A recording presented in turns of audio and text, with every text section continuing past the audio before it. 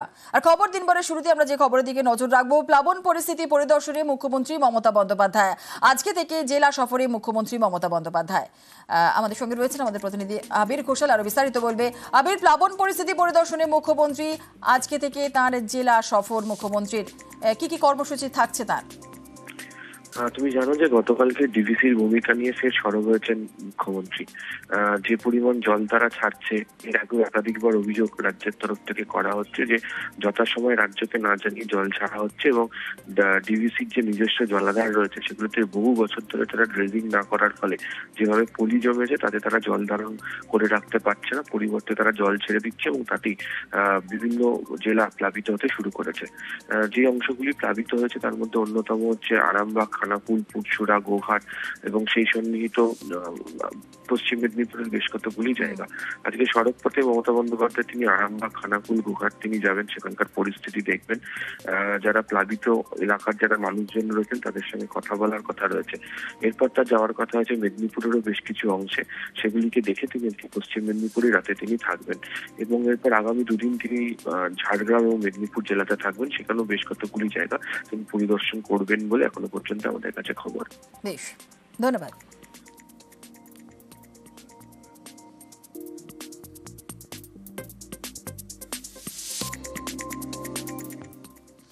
ফের ডিভিসিকে তোপ মমতা বন্দ্যোপাধ্যায়ের। গত বছরের থেকে নজিরবিহীন বেশি জল ছাড়ার অভিযোগ এবং গত বছরের থেকে 11 গুণে বেশি জল ছেড়েছে ডিভিসি।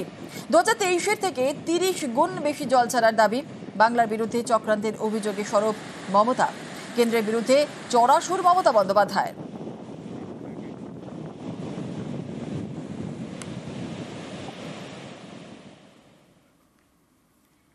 জল ছাড়ছে ডিভিসি। হুগলির খানাকুলে ফুঁসছে রূপনারায়ণ, মুন্ডেশ্বরী, ভাসছে 9টি গ্রাম পঞ্চায়েত এলাকা। ডিভিসির জলে দুর্ভোগের একশেষ গোঘাট, আরামবাগেও।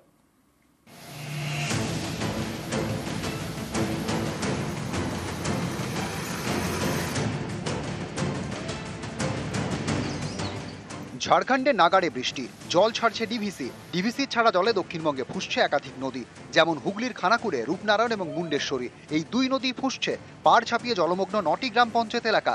মারোখানা, জগৎপুর, ধান্যঘড়ি এবং ঠাকুররানী চকে দুর্ভোগ চরমে। জল একেবারে বাড়ির ভেতরে। চাষের জমিতেও জল। রাস্তায় নেমেছে নৌকা।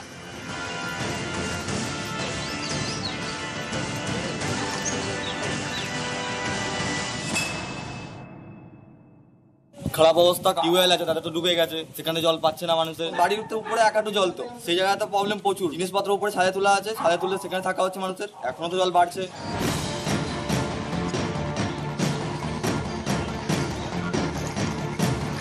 খানাকুলে মারোখানা উচ্চ বিদ্যালয়, এই স্কুলও জলে ডুবেছে। গত 30 দিনে 3 বার বন্ধ স্কুল। স্কুলে জল, পরীক্ষা জলে।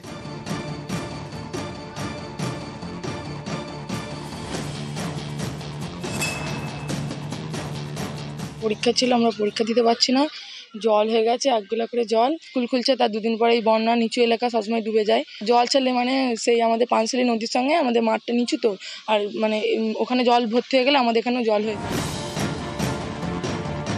ডিভিসি জল ছাড়লেই এ রাজ্যের বিস্তীর্ণ এলাকা প্লাবিত হয়, যেমন সম্প্রতি ভেসে যায় আরামবাগ, গোঘাটের বিস্তীর্ণ এলাকা। সাতবেড়িয়ার কামারপুকুর, বদনগঞ্জ রাজ্য সড়ক জলমগ্ন হয়ে পড়ে। বাড়িতে জল, রাস্তায় জল, স্কুলে জল।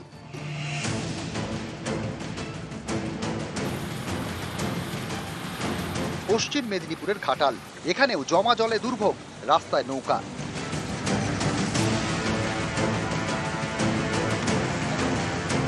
ঘাটালের শিলাবতী এবং ঝুমি নদীর জলস্তর কিছুটা কমেছে, কিন্তু বাসিন্দাদের দুর্ভোগ কমেনি।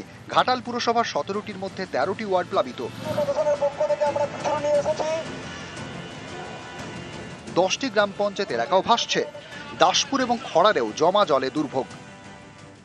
একে উপরের বৃষ্টির জল, তারপর ডিভিসি ছাড়া জল, শুরু থেকে যে জলটা এসছে এখনো পর্যন্ত জলটা নামেনি। বাইক আমাদের বাড়ির সামনে প্রায় 1.5 মাসের কাছাকাছি নিয়ে যেতে পারিনি। যাতায়াতের প্রচুর সমস্যা হচ্ছে। বাচ্চাদের স্কুল বন্ধ, সামনে স্কুল পরীক্ষা ছিল, পরীক্ষা বন্ধ। নিউজ 18 বাংলা। উত্তরবঙ্গে দফায় দফায় বৃষ্টি, বাংলা সিকিম লাইফলাইনের জায়গায় জায়গায় ধস। বুধবার সন্ধ্যে পর্যন্ত বন্ধ 10 নম্বর জাতীয় সড়ক। দক্ষিণবঙ্গেও বৃষ্টিতে জল যন্ত্রণা। উত্তরে বৃষ্টি, দক্ষিণেও বৃষ্টি, কোথাও জমা জলে দুর্ভোগ, কোথাও ধস। যেমন কালিম্পং, নাগাড়ে বৃষ্টিতে বাংলা সিকিম লাইফলাইনে জায়গায় জায়গায় ধস নামে। সেবক এবং চিত্রের মধ্যে দুর্ভোগ। এর জেরে বুধবার সন্ধে 6টা পর্যন্ত 10 নম্বর জাতীয় সড়ক বন্ধ। এই সময়ে রাস্তা সংস্কার হবে। ততদিন বিকল্প রুটে গাড়ি চলবে।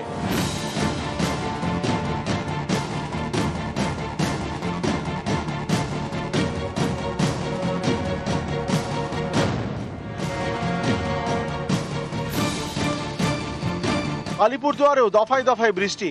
আলিপুরদুয়ার ফালাকাটা 4 লেনের জাতীয় সড়কে ধস নামে। সিসাগড়ে যান চলাচল ব্যাহত, গ্রামে ঢোকার রাস্তাও বেহাল। হাটঘাট করার অসুবিধা, জায়গা জায়গা ভাঙ্গা, উঁচা নিচা, টোটো ওঠে না, বাইক ওঠে না, কারো জায়গা জায়গা ভেঙে গেছে, ওঠা নামা, কাদা ভাঙ্গা।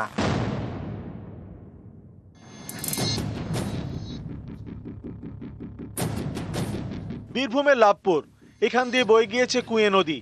কয়েকদিনের বৃষ্টিতে এই নদী ফুঁসছে, পাড় ছাপিয়ে জল ঢুকেছে একের পর এক গ্রামে। এর জেরে রাস্তায় জল, স্কুলে জল। 3টি স্কুলে পরীক্ষা বন্ধ, বাকি স্কুলে পরীক্ষা হচ্ছে, পড়ুয়াদের যেতে হচ্ছে নৌকায় চেপে।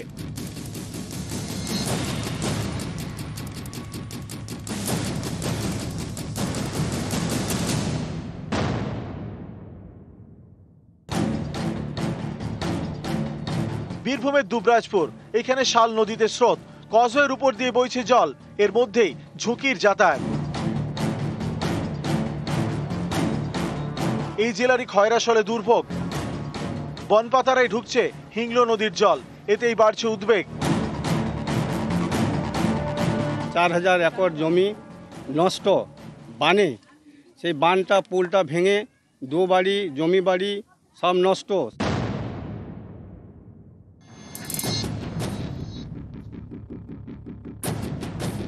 উত্তর 24 পরগনার খড়দা, দফায় দফায় বৃষ্টিতে এখানে সরকারি আবাসনে জল।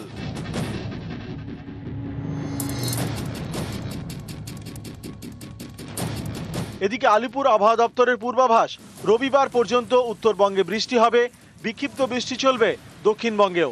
হালকা মাঝারি বৃষ্টিপাত পশ্চিমবঙ্গের সব জেলাতেই প্রত্যেক দিনই আইদার অধিকাংশ স্থানে হওয়ার সম্ভাবনা আছে অথবা অনেক স্থানেই হওয়ার সম্ভাবনা আছে। দক্ষিণবঙ্গের সব জেলাগুলোতেই বিক্ষিপ্তভাবে থান্ডারস্টর্ম, লাইটনিং এবং তার সাথে গাস্টি উইন্ড 30 থেকে 40 কিলোমিটার প্রতি ঘন্টায় হওয়ার সম্ভাবনা আছে। নিউজ 18 বাংলা।